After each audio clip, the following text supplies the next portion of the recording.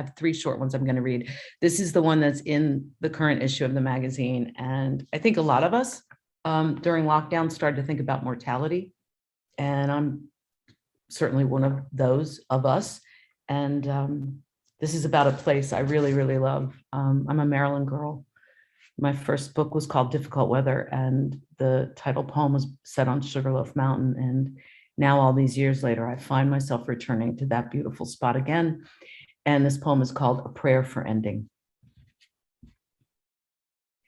If I could, I'd have a bed built into the crook of an oak on Sugarloaf Mountain. Let it be shaped like a hand, cupped, capable, and wide, sighs to the gods who still from time to time turn this place to shrine. Let it face west for the long-leafed sunsets, the perfumed air. And when it's time, perhaps the end of summer, let me climb the tree's rope ladder, pull it up behind. Let me lie my breathing time to the heart of the mountain, then slower, slower, until replete in the arms of the ancient, I'm wholly done. Can everybody hear me okay? Is mic working? Great. This poem is called Family Duplex. It appeared in a recent issue of the magazine Pigeonholes that I think some of you may know. And it's a duplex form. It's called Family Duplex. It's based on Jericho Brown's incredible invented form, the duplex, that you probably know from his book, The Tradition. And if you don't know it, the lines repeat, and the last line of the poem is the first line of the poem.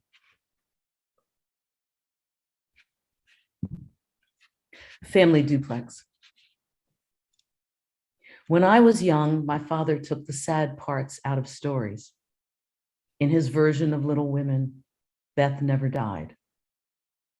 In his version of Little Women, Beth survived. He wove his versions easily with such skill. He wove his version of my mother with such skill, like the time she chased me with the steak knife. The time she chased me with the steak knife, he took it out of her hand, led her away. He eased it out of her hand, led her away. The next day, he said that it had never happened. We were alone. He said that it had never happened. Your mother loves you, he said. She would never do that. Your mother loves you, he said. She would never do that.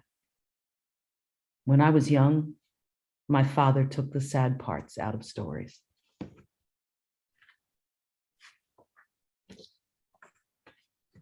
And this one's very new. Again, Maryland seems to be a bit of a theme with me these days.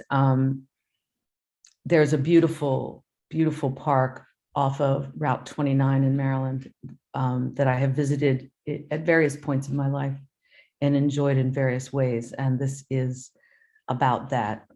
It's also about the fact that I kicked off lockdown by having my right hip replaced, which, if it's not scary enough to do it in the middle of a plague, is really interesting.